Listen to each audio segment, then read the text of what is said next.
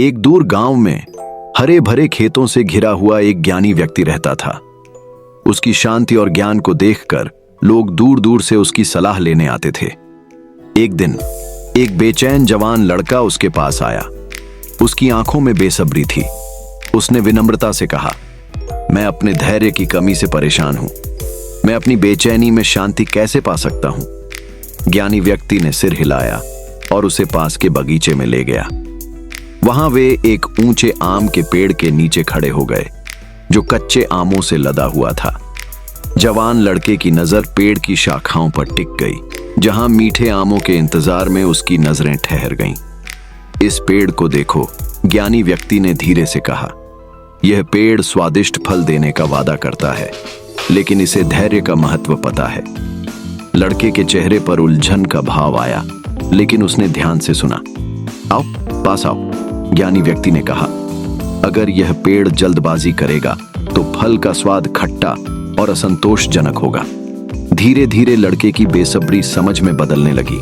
उसने समझा कि इंतजार केवल समय काटने का नाम नहीं है, बल्कि एक ऐसी प्रक्रिया है जो अंत में मिलने वाले फल को गहरा और समृद्ध बनाती है।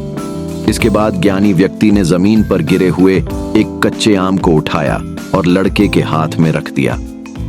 इसे चखो, उसने कहा। लड़के ने आम का एक टुकड़ा काटा और तुरंत ही उसके खट्टे स्वाद से उसकी भवें सिकुड़ गईं।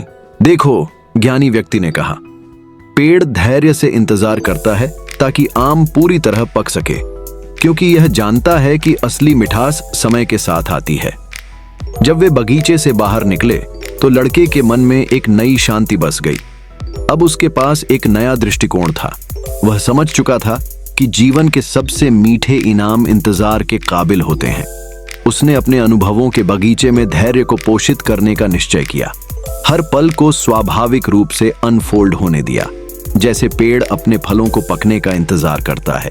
हमें भी अपनी जिंदगी में धैर्य को अपनाना चाहिए। धैर्य केवल समय का गुजर जाना नहीं है, बल्कि एक ऐसी प्रक्रिया है जो हमारे अनुभवों में गहराई और मिठास लाती है। यह हमारे जीवन में शांति और संतुष्टि लाता है और हमें मंजिल से ज्यादा यात्रा का आनंद लेना सिखाता है।